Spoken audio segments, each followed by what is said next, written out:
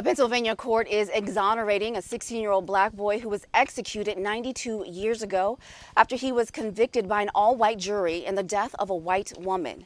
Alexander McClay Williams confessed to the murder of Vida Robards after he was beat by police for hours during an interrogation. Now, reports show he was questioned 5 times and given 40 lashes during those interrogations. There was no evidence linking Williams to the murder, and one detective said it would have been impossible for him to do it. And at just 125 pounds, Alexander was so small that something had to be placed underneath him to prop him up for the execution chair back in 1931. Last week, a judge overturned his conviction and granted him a new trial. The DA immediately dropped the charges 92 years later after Williams sat in that same courtroom. He is still the youngest person to be put to death in Pennsylvania. This story is brutal and hard to imagine. The story came to light because of a professor named Samuel Lemon. His great-grandfather was the first black attorney in the county, and he represented Alexander during the trial. And he said that his grandfather always felt some sort of guilt because he wasn't able to get him off, but he was up against so much. He was up against an all-white jury, the judge, the Klan, everybody who had already sentenced this young man before the crime was even committed, basically.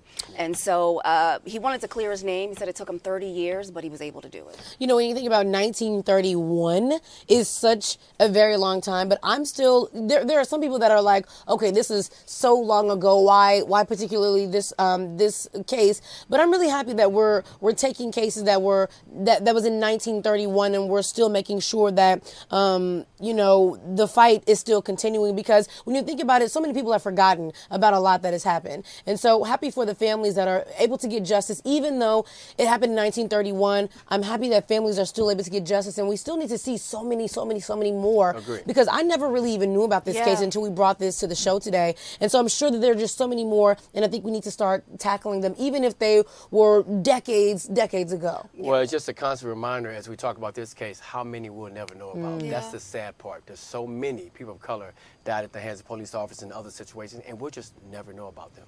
You know, really quick, too, I wanted to say his 92-year-old sister was still alive, so she was able to be there when the charges were dropped. And really quick, to your point, Demi, about this being so long ago, I often think, like, my great-grandmother is still alive. She's 103. So it's removed, but it's not that far generationally removed when you think about it. Agreed. You know?